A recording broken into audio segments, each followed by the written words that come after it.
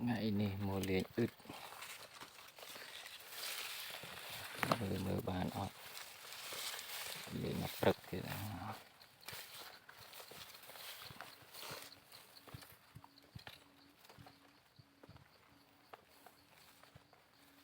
cho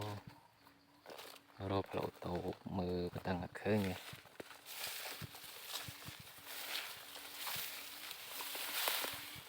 đó là vòng mới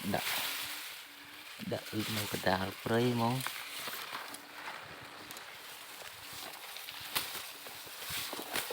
bơm ban tiết bách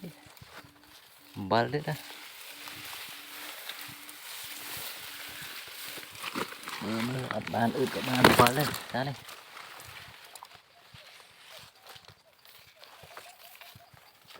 ô thùng lần bal đào vào đấy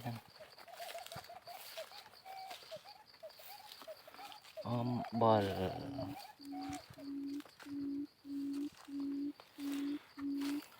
bal pada hai petang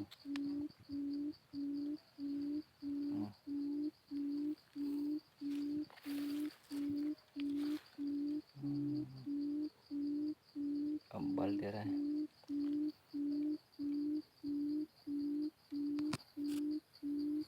jangan mandang mau thùng lần bal